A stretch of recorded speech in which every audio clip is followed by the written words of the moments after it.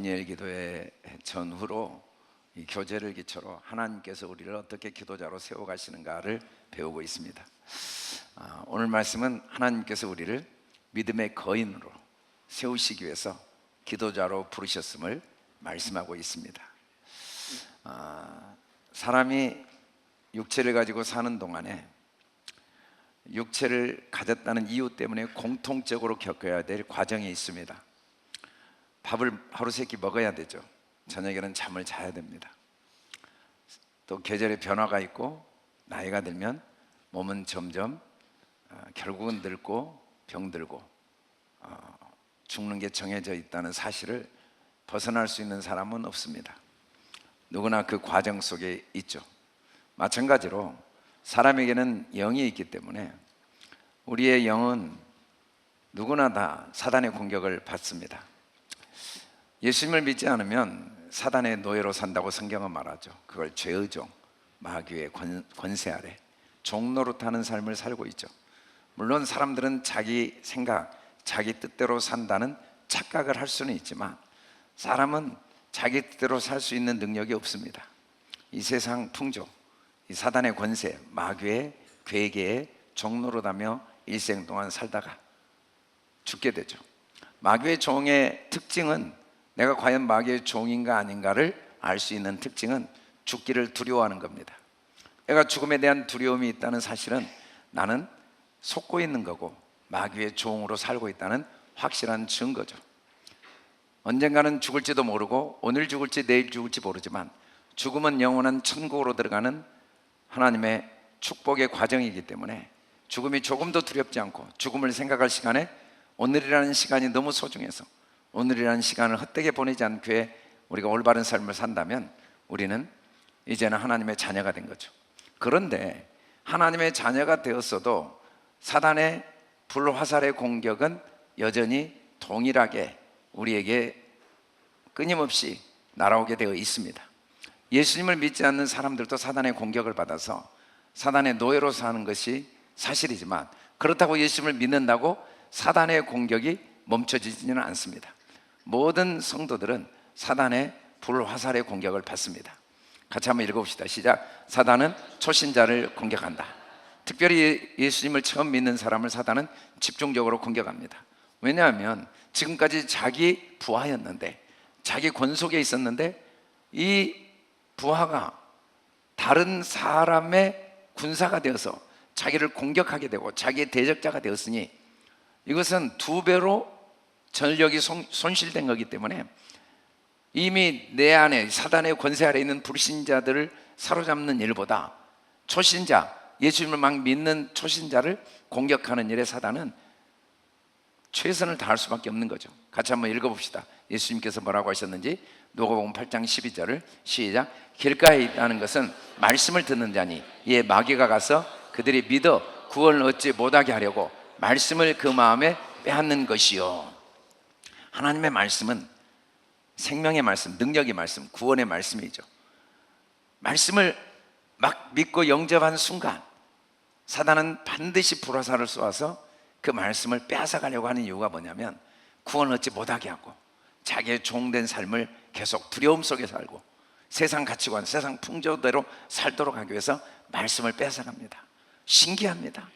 왜 그렇게 하나님의 말씀은 기억하려고 해도 순간적으로 사라져버리는지, 그렇게 열심히 예배 때 들었고 그렇게 말씀을 마음에 새기려고 했는데 또 삶의 현장에 딱 하면 말씀은 순간적으로 다 사라져버리고 옛 생각들, 이 세상 가치관들이 꽉 나를 사로잡고 있는지 깜짝 놀랍니다.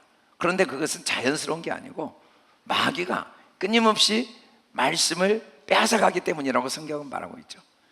우리가 아무리 열심히 은혜를 받고 노력을 해도 마귀가 말씀을 빼앗아가 버리면 그 말씀을 다 빼앗겨 버리게 된다는 거예요. 뿐만 아니라 사단은 특별히 예수님의 12제자도 집중적으로 공격했습니다. 예수님의 12제자 중에 유다에게 어떤 일이 일어났는지 같이 한번 읽어봅시다. 시작. 마귀가 벌써 시몬의 아들 가룟 유다의 마음에 예수를 팔려는 생각을 넣었더라. 생각 중에 예수를 팔려는 생각이 있습니다. 예수란 말이 구원이거든요. 구원. 모든 부정적인 생각은 예수를 팔려는 생각입니다.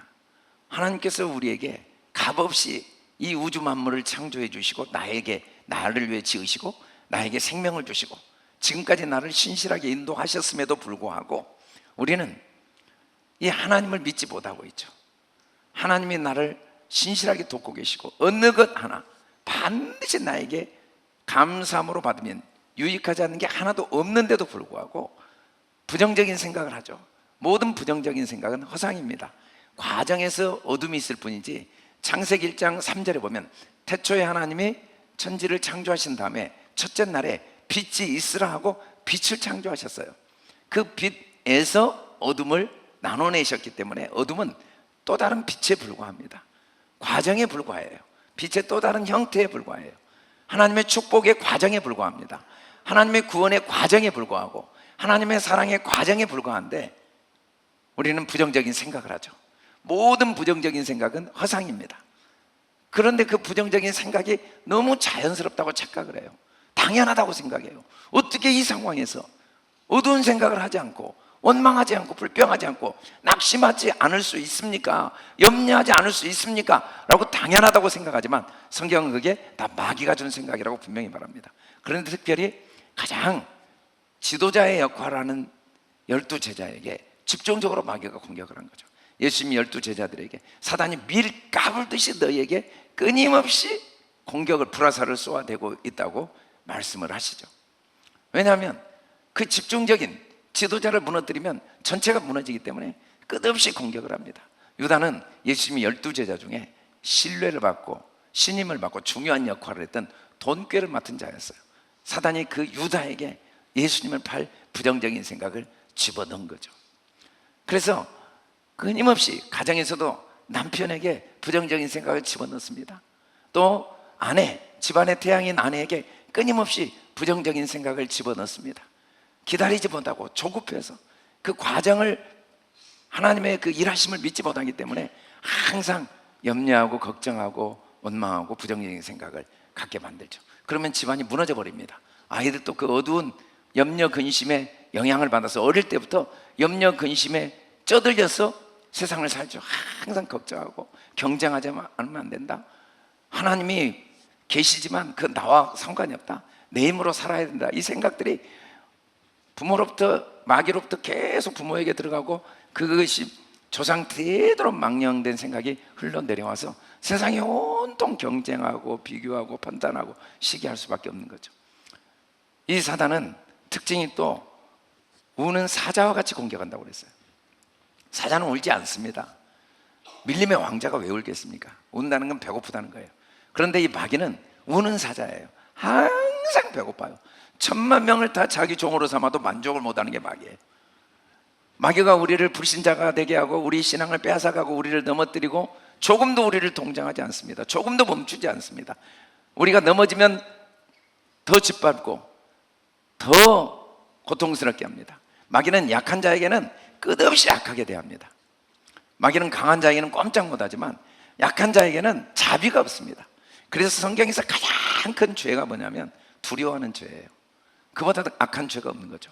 성경은 약한 것이 악한 거라고 합니다. 강한 것이 선한 거예요. 그러나 사단은 끊임없이 우리를 약하게 하죠. 마음을 약하게 해요. 상황을 통해서, 환경을 통해서 우리를 약하게 하죠. 같이 한번 크게 읽어봅시다. 시작. 근신하라, 깨어라, 너희 대적 마귀가 우는 사자같이 두루다니며 삼킬 자를 찾나니. 아무리 초신자여도 마귀는 봐주지 않습니다. 아무리 예수님의 12제자, 아무리 믿음이 좋은 사람도 마귀는 봐주지 않습니다. 마귀는 일생 동안 우리를 공격합니다. 그래서 우리는 항상 깨어 있어야 돼요. 지금 남 이야기할 시간이 없어요. 선줄하면 넘어지니까 항상 먼저 내 자신을 근신해야 돼요. 항상 나를 먼저 살펴야 돼요. 항상 내 마음을 살펴야 돼요. 우리 눈은 밖으로 열려 있기 때문에 내 얼굴을 못 봐요. 거울이 없으면 얼굴을 못 봐요. 거울을 통해 내 얼굴을 보고 얼굴을 고치죠. 우리 마음은 우리 스스로 볼 수가 없어요. 이 눈에 보이는 현실, 상황, 사건들은 내 마음을 보여주는 거울이에요. 그래서 모든 사건, 모든 상황, 모든 사람들을 통해 항상 나를 살피지 않으면 한순간에 마귀의 불화살에 그대로 꽂혀버립니다. 사단의 불화살, 이 화전, 불화살의 시험을 받을 때 어떤 특징이 있는지 베드로전서 4장 12절을 같이 한번 읽어봅시다. 사랑하는 자들아, 너희를 연단하려고 오는 불시험을 이상한 일 당한 같이 이상히 여기지 말고. 불시험을 당하면 사람이 이상하게 생각합니다. 이상하게 생각해요. 이상하게 생각하면 안 돼요. 이게 당연한 겁니다. 모든 사람이 육체가 있는 동안에는 가진 자나 못 가진 자나 배운 자나 못 배운 자나 건강한 자나 아픈 자나 누구나 다 하루 세끼 밥 먹어야 돼요. 저녁에는 잠자야 돼요. 마찬가지입니다. 우리가 육체를 가지고 있는 동안 누구나 예수님을 믿지 않는 사람이나 믿는 사람이나 초신자나 신앙생활을 오래 한 사람이나 믿음이 좋은 사람이나 누구나 불시험이 있습니다. 사단의 불화살이 끊임없이 쉬지 않고 날아와요. 사단은 우는 사자이기 때문에 멈추질 않습니다.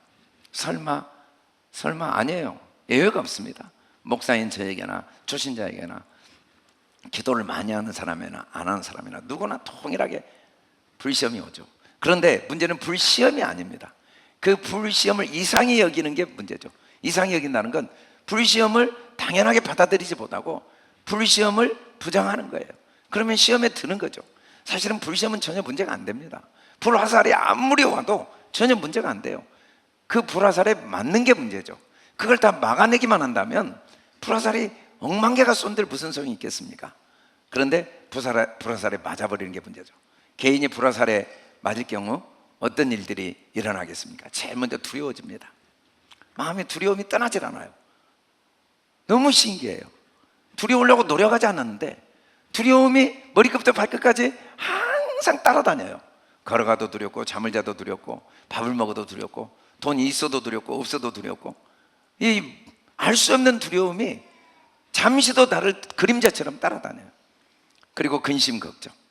근심과 걱정이 정말 백해무익한 뭘 해도 사실은 이 두려움과 근심 걱정은 나를 하나님께서 이전에 경험하지보단 새로운 축복의 땅으로 인도하시는 하나님의 손길이거든요. 가면 돼요. 가보면 하나님이 다 거기에 놀라운 새로운 은혜를 예비해 놓으셨어요. 근데 마귀가 우리 속에서 이전의 경험을 통해 이전의 지식을 통해 거기 가면 망할 수 있어요. 망하면 그걸 통해 하나님이 일하실 텐데 망하면 뭐가 문제예요? 거기 가면 성공할 수도 있지만 못할 수도 있어. 하면 어쩌고 못하면 어때요? 하면 한 대로 하나님은 은혜를 주시고 못하면 못한 대로 은혜를 주셔요. 그게 모든 삶에 하나님이 주관하시는 변할 수 없는 진리거든요. 그런데 마귀는 우리를 오랫동안 속여왔어요. 거기 망하면 망한대요. 망하는 게 어떻게 망하고 실패하게 어디가 실패가 있습니까? 주님 안에는 모든 게 경험이고 그걸 통해 우리를 깨닫게 하고 배우게 하고 성장하게 하고 그리고 그걸 통해 점점 하나님의 깊은 세계로 우리를 인도하시죠. 우리가 뭔가 두렵다는 건 하나님의 축복이 내게 이미 주어졌다는 거예요. 내가 알지 못한 세계, 내가 경험하지 못한 세계로 하나님이 나를 인도하신다는 거죠. 그래서 두려움은 당연한 게 아닙니다. 축복인데 사단의 화살에 맞아서 두려워하는 거예요. 두려움은 습관입니다. 어떤 사람은 어려움과 그 시련, 그 불확실성을 즐기는 사람들이 있어요. 어떤 사람은 불확실성을 일생 동안 두려워해요. 항상 두려워해요. 그런데 그게 정말 지혜롭다고 착각을 해요. 그게 당연하다고 착각을 해요. 사실은 사단의 불화살에 맞아 있는 증거죠. 그 입술에는 하루에 크고 작은 불평이 떠나질 않습니다. 아무리 하지 않으려고 해도 나도 모르게 불평해. 힘들어 죽겠네. 오늘 또 힘들어. 짜증나. 왜 이렇게 안 되지? 왜 안 되는 거야? 왜 어려운 거야? 이것은 뜻대로 안 되지. 아직도 몸이 아파. 뭐 어디가 안 좋아. 뭐가 안 돼. 불평이 떠나질 않고 그 다음에 마음 속에는 분노가 가득하죠. 그리고는 항상 비교합니다. 각자의 삶에 하나님의 완벽하신 사랑의 손길이 있는데도 관심이 없어요. 나에게는 관심 없고 저 사람은 왜 저러지? 저 사람은 왜 돈이 있지? 저 사람은 왜 건강하지? 저 사람은 왜 일이 잘 되지? 왜 저 사람은 인정을 받지? 계속 남에게만 관심이 있고 자기의 삶을 살질 못해요. 그게 마귀의 불화살에 맞은 증거죠. 그래서 이제 세상 사람들을 부러워하죠. 그 사람 부러워하는 사람 그 사람 안에 들어가 보면 우리가 종종 TV에 보면 야, 저 정도 되면은 아무 걱정 없는 사회적인 명성도 있고 경제적인 부도 있고 지적인 능력도 있고 참 저렇게 훌륭한 책도 쓰고 글도 내고 노래도 부르고 뭐. 그런데 안으로 들어가 보면 다 크고 작은 아픔들 고통들이 있어요. 그런데 그 사람들을 부러워해요. 그 사람들 세상을 그렇게 부러워하고 이스라엘 백성들이 애굽의 노예 생활할 때 부르짖었습니다. 이 노예 생활의 고통을. 그래서 애굽에서 건져내 주셨더니 그렇게 애굽을 부러워하는 거예요. 왜 나를 애굽에서 건져냈습니까? 거기서 고기 먹던 게 그립습니다. 그렇게 틈만 나면 입을 벌려서 예수 안 믿는 게 좋았는데, 예수 믿는 게 힘들어. 세상 사람들, 예수 안 믿는 사람들, 그 사람들 참 행복하게 여행도 잘 다니고 잘 살고 돈도 많고 참 걱정도 없고 잘 산 것 같아. 항상 세상을 부러워합니다.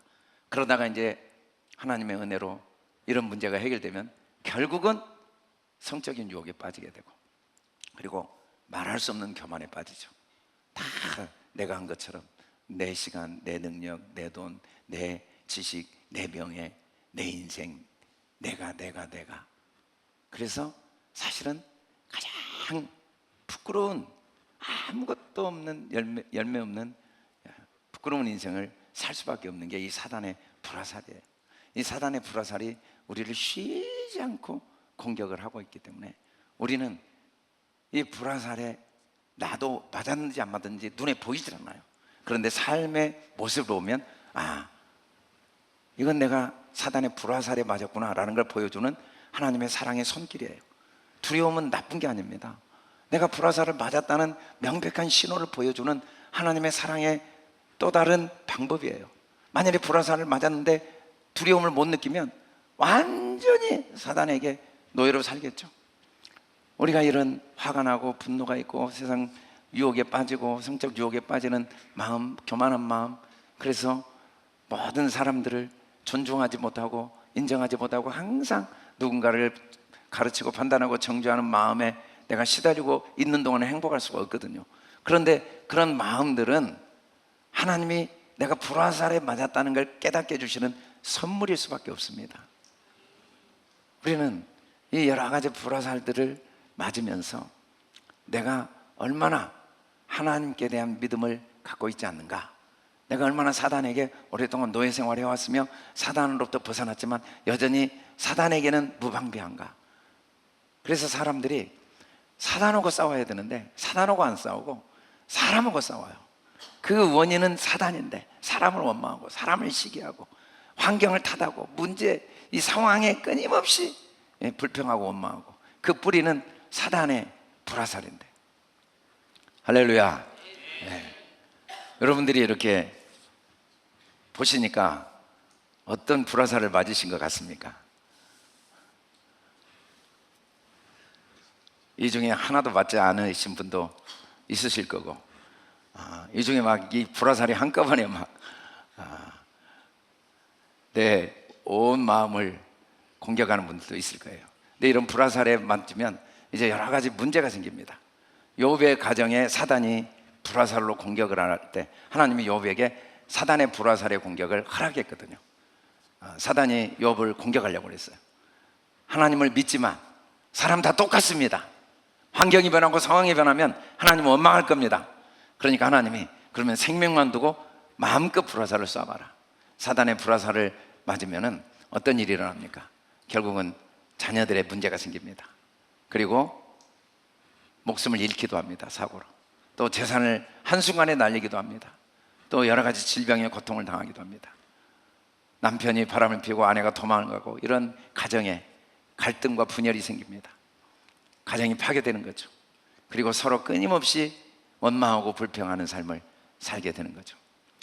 이 사단의 불화살, 이 사단의 불화살이 우리 가정, 나에게 꽂히면 그게 가정에 영향을 주고, 그리고 사회가 끊임없이 갈등하고 대적하고 대립하고 파괴되는 그런 현상을 나타내게 되는 거죠.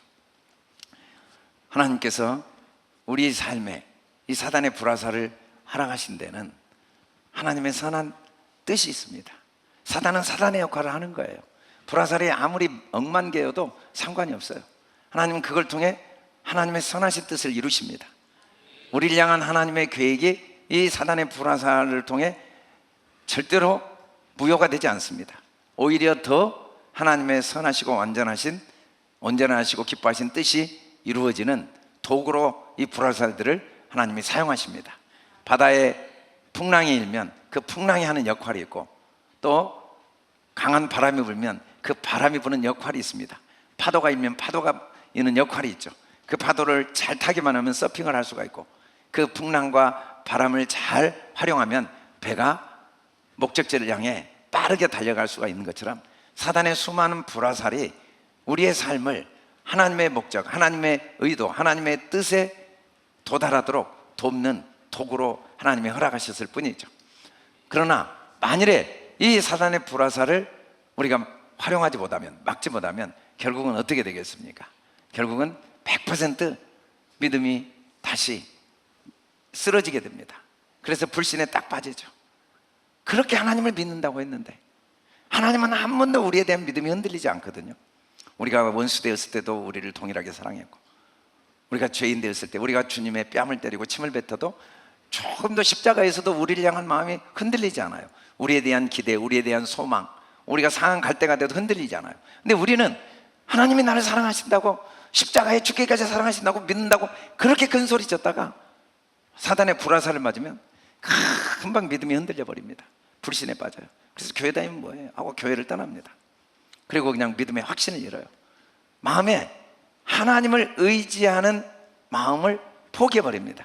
그리고 자기가 지금까지 예수 믿기 전에 살았던 방법으로 옛생활로 돌아가 버리는 거죠.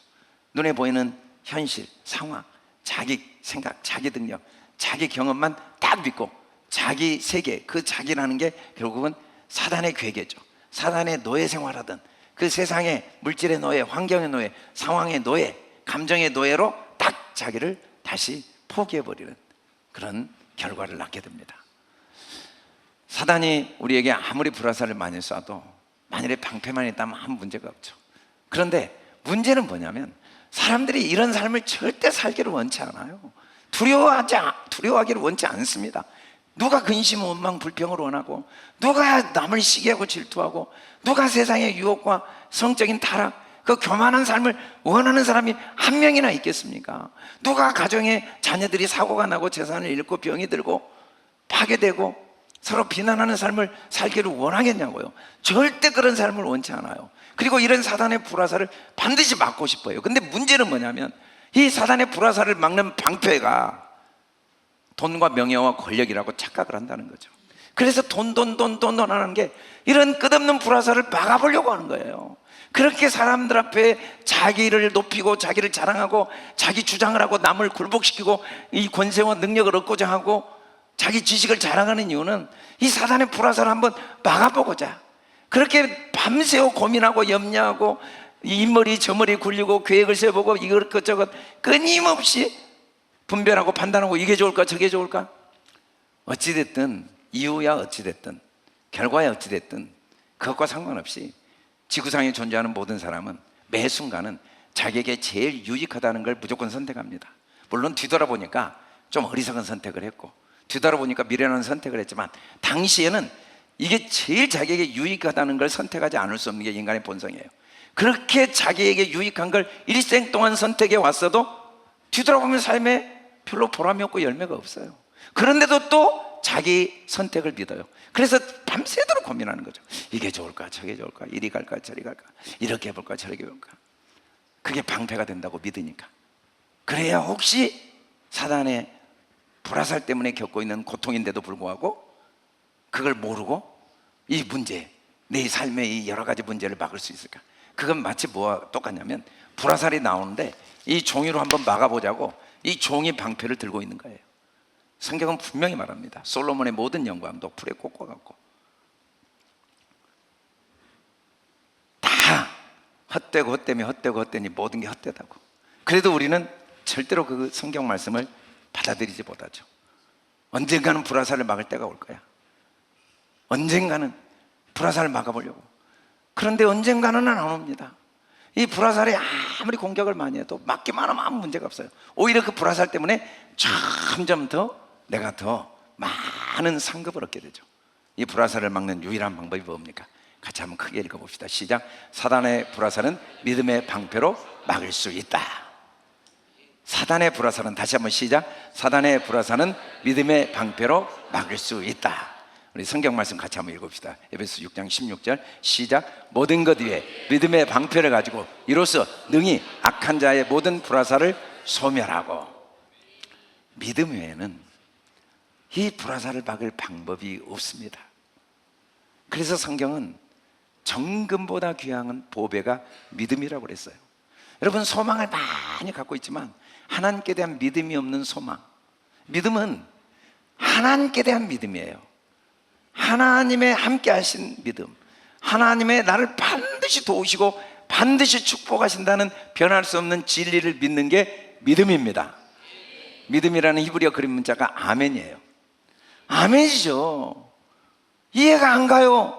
하나님이 살아계신데, 하나님이 전능하시고 하나님이 택하셨는데 어떻게 하나님의 백성이 바벨론 포로로 끌려갑니까? 이해가 안 가도 아멘. 하나님이 나를 택하셨고 하나님이 비전을 주셨어요. 하나님이 나에게 모든 해와 달들이 나에게 절하는 비전을 주셨어요. 그런데 어떻게 정상인 사람도 노예로 끌려가지 않는데 나를 노예로 끌려가게 할 수 있습니까? 그것도 형들을 통해. 그래도 아멘. 그게 믿음이에요. 믿음은 그냥 일생 돌아가도 아멘, 올라가도 아멘, 내려가도 아멘, 뒤로 가도 아멘, 굽어가도 아멘. 그게 믿음입니다. 그렇게 아멘 하다 보면 방패가 만들어져요. 다른 방법으로 만들어지지 않아요. 이 방패라는 게 매가 아니란 말이, 아멘, 알렘, 맨, 눈이란 말이 하나님이 다 하신 것을 마음으로, 그 속에 하나님의 선하시고 기뻐하시고 온전하신 뜻이 있다는 걸 마음으로 받아들이는 게 아멘이에요. 방법이 잘못됐어요. 그 방법 아니에요. 너무 방법이 잘못됐어요. 아니, 이스마엘을 쫓아내라고 하신 하나님, 이삭만이 내 씨가 이삭으로 말미암는다는 하나님 말씀, 그리고 내 능력이 아니라 하나님의 능력으로 얻은 이삭을 죽이라고, 그 방법이 맞습니까? 하나님의 말씀이 앞뒤가 맞습니까? 주신 분이 하나님인데 그 아들을 죽이라고? 또 이 아들만이 유일한 내 씨라고 했는데 그 아들을 나보고 죽이라고요? 그래도 아멘. 근데 우리는 아멘 못하죠. 자기 머리가 하나님보다 똑똑하거든요. 하나님 그거 말도 안 돼요. 하나님 그게 당신 성경에 써놨잖아요. 이삭만이 씨라고. 왜 이랬다 저랬다 해요? 하나님은 이랬다 저랬다 할 수가 없어요. 하나님의 능력은 완전하거든요. 그래서 우리도 한번 믿었으면 뒤로 돌아가도 아멘. 그러면 매간, 맴, 김멜, 눈, 그때 비로소 방패들이 하나하나 생겨요. 그런데 그렇게 아멘 했다가 바로 노면해요. 그러니까 방패가 없어요. 방패라는 게 하루아침에 만들어지는 게 아니거든요. 오늘 윌마 루돌프가 하루아침에 올림픽 상관하게 된 게 아니에요. 말도 안 되죠. 4살 때 소아마비가 돼서 너는 절대 걸을 수 없다. 그게 의사의 명백한 객관적이고 확실한 결론이죠. 그런데 엄마는 믿음으로 선포한 거예요. 하나님의 능력, 하나님을 믿으면 하나님의 능력으로는 얼마든지 걸을 수 있다. 아멘. 그런데 안 걸어줘요. 계속 누워있어요. 아이고 아닌 것 같아. 그럼 방패가 없어지죠. 그러나 안 걸어져요. 그래도 아멘. 못 걸어요. 그래도 아멘. 아멘. 아멘. 하나님은 변하지 않습니다. 우리도 하나님을 믿었으면 하나님께 대한 믿음, 하나님의 사랑에 대한 믿음, 하나님의 축복에 대한 믿음이 흔들리면 안 됩니다. 하나님은 다른 걸 하실 수가 없어요. 나를 사랑하시는 일 외에는, 나를 축복하시는 일 외에는 내게 소원을 주신 분이 하나님이십니다. 그 소원을 이루어 주시지 않을 방법이 없어요. 이미 이루어져 있기 때문에 소원을 주셨다고 성경은 분명히 말씀합니다. 이미 이루어 놓으시고 모든 걸 여호와 이레 예배해 놓으시고 소원을 주셨어요. 다만 우리가 방패가 없는 거죠.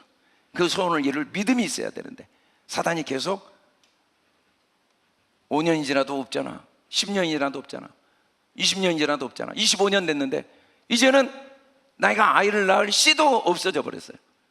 그래도 믿는 게 믿음입니다. 하나님은 천년이라도 우리의 소원을 이루어 주십니다. 하나님 건강 주실 줄 믿습니다. 반드시 이루어 주십니다. 하나님 나를 부하게 하실 줄 믿습니다. 이미 이루어져 있습니다. 그건 변하지 않아요. 하나님 언제 나를 부하게 해주십니까? 나는 가난해요.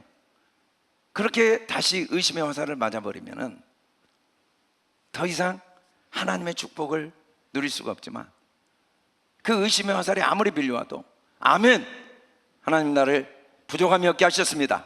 나는 부유합니다. 나는 행복합니다. 아멘 하면 계속 방패가 생깁니다. 계속 방패가. 그런데 이 방패를 아무리 만들려고 결심하고 노력하고 애쓰고 배우고 몸부림쳐도 안 만들어져요. 같이 한번 크게 읽어봅시다. 시작. 믿음의 방패는 기도에 의하여 만들어진다. 파렐, 이 기도, 페 라메드 라메드. 기도라는 건 첫째는 내 입술을 매일 살피는 겁니다. 폐, 이 입이 열려야 돼요. 어떻게? 하나님의 말씀이 그대로 내 입에 나오도록. 그래서 또 라메드, 또 연습해보고 또 배우고 또 배우고. 우리는 한 번도 유익한 말을 할 수가 없어요. 우리 스스로는 일생 무익한 말만 해요. 말도 안 되는, 그럴듯하지만 다 무익한 말이에요. 뭐 상황이 어려워, 돈이 안 돼, 뭐 어쩔 수 없어, 안 되는 건 안 되는 거야, 뭐 어려워, 가능성이 없어, 희망이 없어.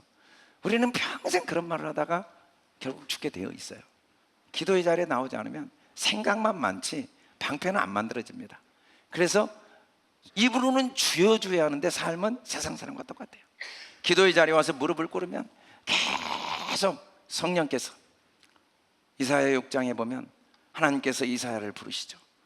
그리고 이사야에게 하나님이 내 입술이 부정합니다 라고 고백할 때 제단에 있는 숯불을 그 입술에 대서 그 입을 불로 태우십니다.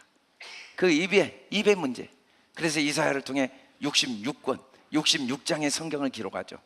여러분, 이사야가 66장인데 신기하게 39장은 구약 39권을 축사해 놓은 내용이고, 그 다음에 40장부터 66장은 신약 21권을 압축해 놓은 내용이에요. 정말 이사야를 통해 하나님이 얼마나 완벽한 하나님의 섭리와 계획 속에 이 세상 만물을 그 선하심과 온전하심과 기뻐하신 뜻으로 주관하시는가를 잘 보여주고 있죠. 그가 그런 위대한 하나님의 통찰력을 기록할 수 있게 된 건 기도의 자리에서, 성전에 무릎 꿇고 기도의 자리에서 주여 나는 입술이 부정한 자이다, 주님 앞에 내 생각, 내 모든 입술을 내려놓을 때 하나님께서 성령의 불로 그 사단의 불화살을 태우시고, 성령의 불은 사단의 불은 태우지만 우리를 강하게 합니다. 우리를 능하게 합니다. 우리를 아름답게 하고 우리를 빛나게 하고 우리를 영광스럽게 만들어주죠. 그래서 믿음의 방패는 기도에 의해서만 만들어집니다. 저도 목사로서 목회를 해보지만 기도 외에는 다른 이유가 없다는 걸 시간이 갈수록 느껴요. 그리고 인생의 최고의 축복은 무엇을 얻었느냐, 무엇을 이루었느냐가 아니라 기도의 사람으로 내가 만들어졌느냐예요. 기도의 사람이 아닌 사람들은 여전히 공허합니다. 10만 명을 모아놓고 수백조를 모아놓고 여전히 마귀의 종된 삶을 합니다. 기도의 사람은 그 깊은 지하 사자굴에 들어가도, 그 기도의 사람은 그곳에서도 천국 생활을 합니다. 감옥에 갇혀서도 천국 생활을 해요. 그게 기도자의 축복이죠. 기도하지 않고 예수님이 물과 불에 막 귀신들이 이 아들을 던져버리니까 물에도 들어가고 불에도 들어가고 그 불길 속에 고통을 당하고 물길 속에 떠내려가는 그 마음이 끊임없이 분노가 가득하고 화상을 입고 물에 빠져서 숨을 못 쉬고, 그냥 물에 빠져보세요. 숨을 쉴 수 있는가? 물과 물에 다 빠져 있는 거예요. 맨날 두려움과 염려, 걱정, 그리고 마음에는 화상이 가득해서 상처가 있고 아픔이 있고 억울함이 있고 분노가 있고 지난날의 불평과 원망이 있고 판단과 정죄가 끊이지 않고, 이런 귀신에게 사로잡힌 사람들을 쫓으려고 하는데 안 돼요. 그때 주님이 제자들에게 뭐라고 하십니까? 기도 외에는 이런 요가 나갈 수 없느니라. 우리는 문제가 많아서 시간이 없어서 기도해야 됩니다. 다 기도를 못해요. 문제가 너무 많아서, 시간이 없어서. 그러나 사실은 문제가 많아서 시간이 없어서 기도를 못한 게 아닙니다. 사실은 문제가 많아서 기도 못하는 사람이 아니라 문제가 하나도 없어요. 문제 없는 사람은 저기 공공요제가 문제가 없거든요. 영적으로 죽어버린 거예요. 죽어가지고 감각이 없는 거예요. 자기 문제를 아예 몰라요. 그리고 그 배후에서 쏘는 사단은 아예 못 봐요. 불화살은 못 보고 맨날 아내하고 싸우고 남편하고 싸우고 사람하고 싸우고 환경하고 싸우고 세상하고 싸우는 거예요. 헛손질하고 사는 거죠. 헛손질. 일생 헛손질하고 사는 거예요. 왜냐하면 눈이 감겨 있으니까. 네 안에 지금 눈 감겨놓고 한번 권투해보라고 그러세요. 누구를 때리는가? 결국은 막 헛손질하다 자기 얼굴 때리고 제풀에 쓰러지는 거예요.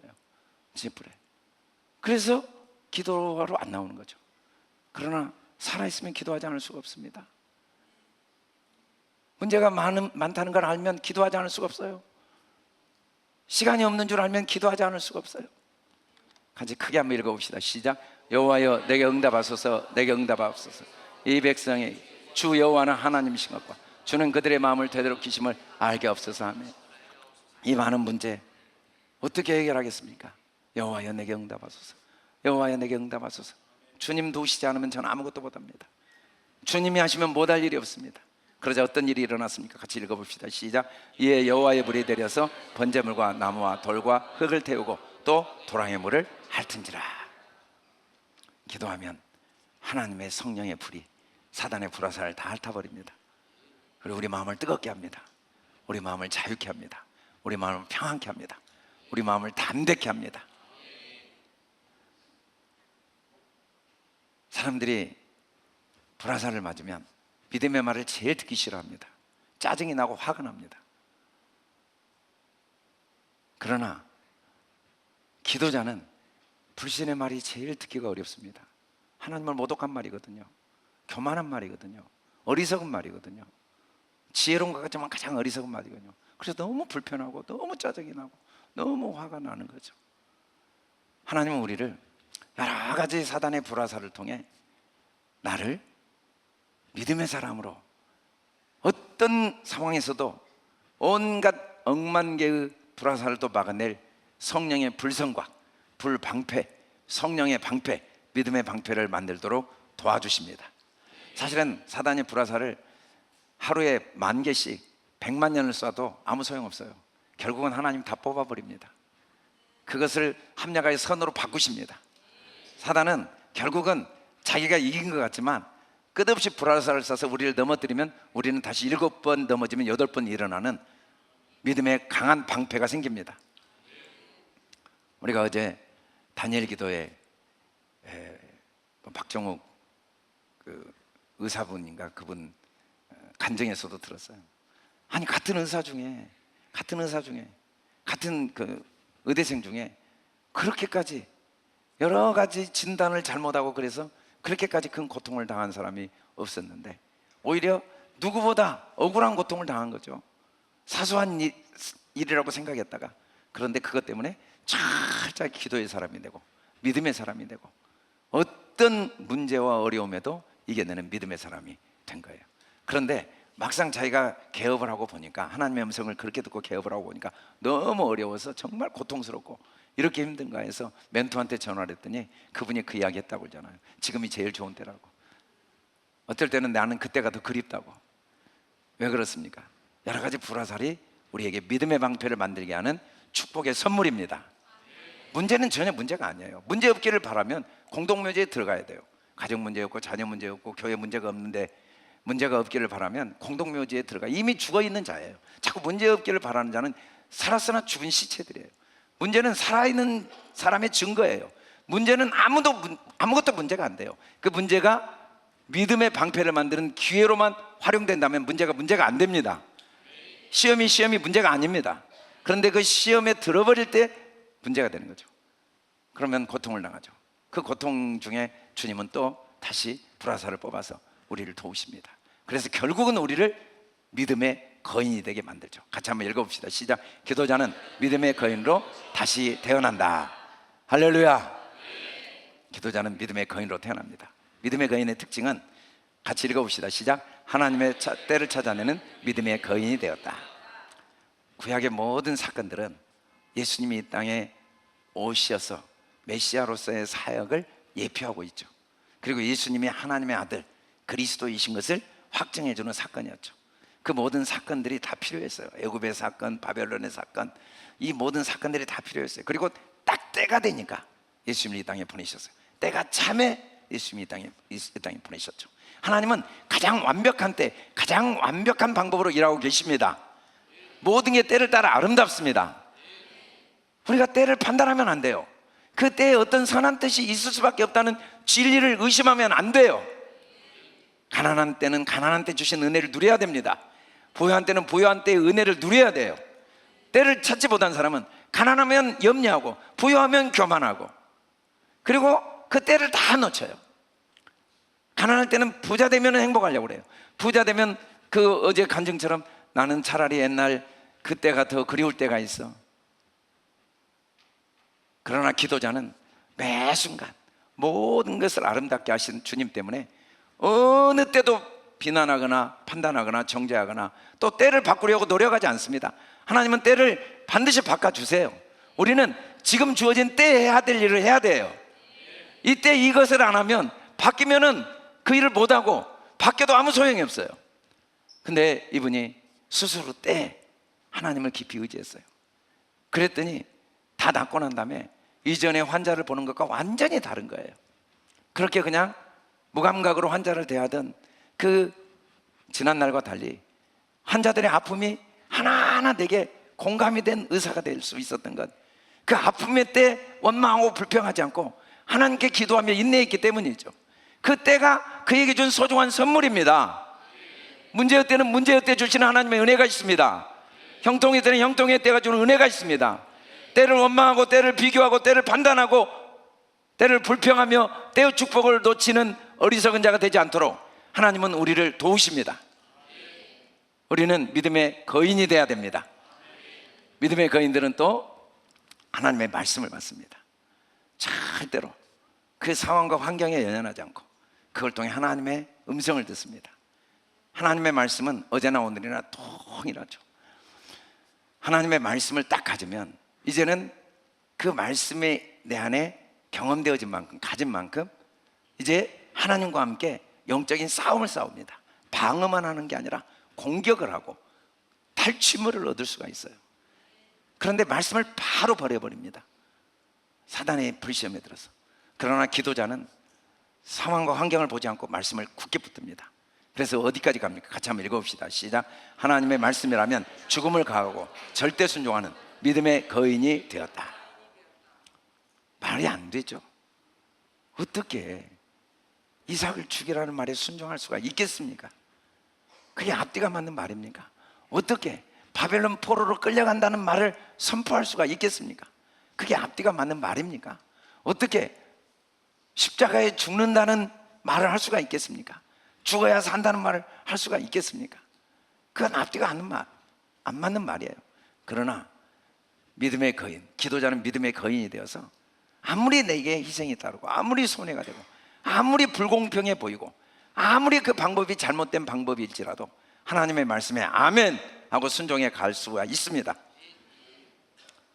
기도하지 않으면 항상 지옥의 경험을 해요. 지옥에 가면은 모두가 그렇게 큰 소리로 웃고 있다고 그러잖아요. 지옥에서는 그냥 웃음소리가 가득해요. 깔깔깔깔깔깔깔깔깔깔깔 그럴걸 그랬어야 되는데 깔깔깔깔 맨날 후회하죠. 나도 그래야 되는데, 감사해야 되는데, 사랑해야 되는데, 기뻐해야 되는데, 그럴걸 희생해야 되는데, 헌신해야 되는데, 순종해야 되는데 안 해요. 왜? 기도를 안 하니까. 사단의 불화살에 맞아서. 그러나 기도하면 믿음의 능력이 생깁니다. 말씀의 검이 생깁니다. 사단을 물리치고 순종의 힘이 생깁니다. 아멘. 아멘. 같이 한번 읽어봅시다. 시작. 이와 같이 행하는 믿음은 그 자체가 죽은 것이라. 윌마 루돌프는 일생을 믿음으로 행했습니다. 기도하지 않으면 행함이 없는 믿음만 가져요. 믿음으로 말해야 되는데 보이는 대로 말합니다. 믿음으로 느껴야 되는데 보이는 대로 느껴요. 믿음으로 행동해야 되는데 보이는 대로 행동해요. 율마는 누워있으면서 항상 믿음으로 달렸습니다. 항상 달렸어요. 남들은 누워있다고 생각했지만 자기는 달렸어요. 믿음으로 올림픽의 메달을 항상 받았습니다. 남들은 걷지도 못한다고 했지만 자기는 믿음으로 올림픽 메달을 받았어요. 의인은 오직 믿음으로 말미암아 살리라. 믿음이 실제입니다. 그런데 우리도 믿음으로 행하긴 해요. 그런데 어떤 믿음이냐면 하나님의 약속을 믿는 믿음이 아니라 보이는 걸 믿는 믿음으로 행합니다. 없으면 없대요. 없어도 있는데, 안 되면 안 된대요. 안 돼도 되고 있는데 다 되는 과정에 불과합니다. 실패하면 실패했대요. 실패도 성공인데 그것도 성공의 또 다른 과정인데, 그래서 나는 성공하고 있다. 나는 복받은 사람이다. 뒤로 돌아가도 빠른 길로 가고 있는데 나는 헛되게 됐대요. 나만 손해봤대요. 손해는 불가능합니다. 헛된 건 없습니다. 하나님은 반드시 하나도 헛되게 하지 않으십니다. 나 손해본 거 없어. 다 하나님이 갚아주셔. 우리 성도들, 저도 보면은 믿음의 거인들을 많이 봅니다. 지금까지 목회하면서 기도할 때마다 가슴이 아플 정도로 믿음의 거인들이 많아요. 저 정도 되면은 포기해야 되는데, 저 정도 되면은 이제는 드릴 것도 없는데, 저 정도 되면은 불평할 만도 하는데, 믿음의 거인들이 너무 많아요. 정말 어떻게 저 상황에서 나도, 목사인 나도 저 정도 되면 불평하겠다, 나도 원망하겠다, 낙심하겠다. 그런데도 여전히 하나님 앞에 나와 감사하고, 제가 너무 가슴이 아파 미안하고 안쓰럽게 이야기하면, 목사님 아니에요, 저는 제가 오히려 너무 감사해요. 저는 너무 감사하고 너무 고마워요. 그런 믿음의 거인들을 볼 때마다 눈물이 나오죠. 하나님은 그게 얼마나 금보다 아름다운가. 아무리 온 몸을 금으로 치장하고 아무리 금은 보화로 치장해도 하나님께 대한 믿음이 흔들린 사람들은 세상에서 참 추합니다. 그러나 아무리 헐벗고 굶주리고 아무리 초라하고 아무리 고난과 어려움을 겪고 있어도 하나님께 대한 믿음이 한 번 믿었으면 흔들리지 않은 사람, 하나님이 나에게 믿음을 한 번도 흔들리지 않았기 때문에, 하나님은 한 번도 나를 실망하지 않았기 때문에, 그렇게 제자들을 가르쳤는데도, 그렇게 주님을 배반하고 다 떠날 걸 알면서도 그들에게 실망하지 않은 예수님, 그들을 만민을 구원하고 온 땅에 복음을 전할 것으로 믿는 예수님, 그 예수님이 나의 예수님입니다. 그 예수님이 나의 주님이십니다. 사람들이 나를 어떻게 천만인이 나를 대적해도 주님은 내 편이십니다. 만 가지 죄악이 있다 할지라도 주님은 그 모든 죄를 십자가의 피로 깨끗하게 씻으신 분이십니다. 모두가 나를 버려도 주님은 나를 버리지 않고 주님은 나를 사랑하십니다. 이 변할 수 없는 진리를 믿음으로 행하는 것, 이게 진짜 믿음의 거인이죠. 믿음의 거인은 그래서 하나님을 기쁘시게 합니다. 우리 같이 한번 히브리서 11장 6절 같이 한번 읽어보겠습니다. 시작. 믿음이 없이는 하나님을 기쁘시게 못하나니 하나님께 나가는 자는 반드시 그가 계신 것과 또한 그가 자기를 찾는 자들에게 상 주시는 심을 믿어야 할지니라. 여러분, 하나님 주신 상은 하나님 자신입니다. 하나님 자신은 어떻게 줍니까? 아멘의 능력이에요. 그게 진짜 상입니다. 누워도 아멘, 일어나도 아멘, 코가 깨져도 아멘, 뒤로 넘어졌는데 코가 깨져도 아멘. 아멘. 그게 진짜 능력이에요. 그 행복을 누가 빼앗아 가겠습니까? 그 능력을 누가 이길 수 있겠습니까? 믿음이 이깁니다. 하나님은 반드시 하나님을 믿는 자에게 하나님의 믿음을 주십니다. 반드시 상을 주십니다. 1,000만 원짜리 수표를 딱 갖고 백화점에 가면 1,000만 원 이하는 다 대거입니다. 이미 다 대거예요. 내 믿음의 크기만큼 하나님의 축복은 다 대겁니다. 믿음이 없으면 그 백화점에 아무리 많은 게 있어도 하나도 내 것이 아니에요. 구경만 오고 오는 거예요. 구경만. 그래서 하나님은 우리를 기도자로 부르신 겁니다. 믿음의 거인이 되기를 원하십니다. 더 나가서 기도자는 민족의 재앙을 막아냅니다. 우리 야고보서를 같이 한번 읽어봅시다. 시작. 엘리야는 우리와 성정이 같은 사람이로되 그가 비가 오지 않기를 간절히 기도한 즉 3년 6개월 동안 땅에 비가 오지 아니하고 다시 기도하니 하늘이 비를 주고 땅이 열매를 맺었느니라. 엘리야는 우리와 다를 게 하나도 없어요. 다만 기도의 사람이었죠. 기도자였어요. 기도할 때 하나님이 그를 믿음의 거인이 되게 하신 거죠. 아니, 이미 믿음의 거인이었어요. 우리는 다 믿음의 거인들입니다. 이미 믿음의 거인이에요. 기도하면 그 거인된 능력이 나타납니다. 기도하지 않으면 거인된 능력을 한 번도 사용하지 못합니다. 그리고 마귀의 종된 삶을 살아요. 그러나 무릎 꿇고 기도하면 하나님이 우리 안에 있는 거인을 드러냅니다. 우리 안에 잠자고 있는 거인을 주님은 깨우기를 원하십니다. 윌킨스가 너희 안에 잠자고 있는 거인을 깨우라고 그랬어요.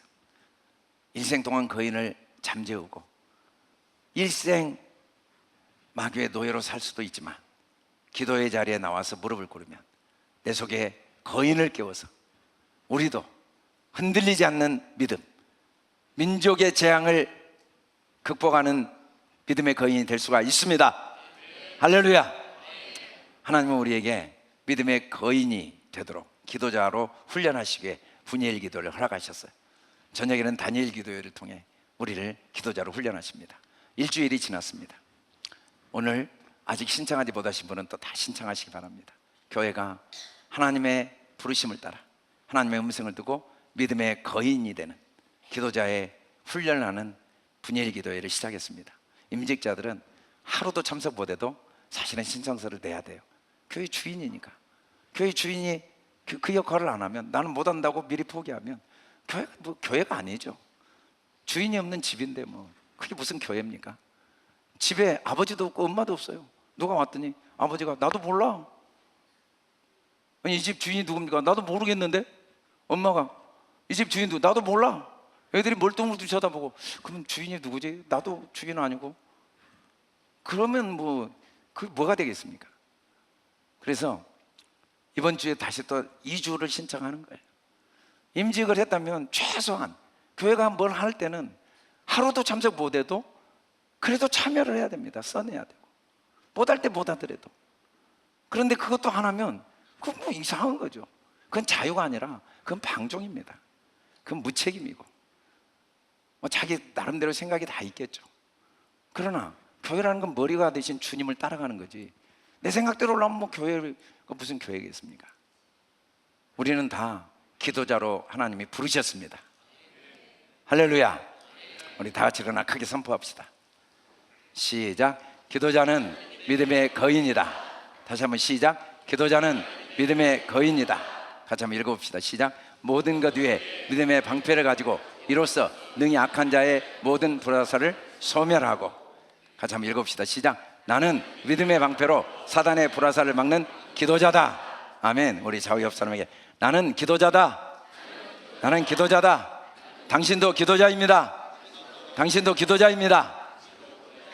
아멘. 계속해서 시작. 나는 기도로 믿음의 방패를 만드는 기도자다.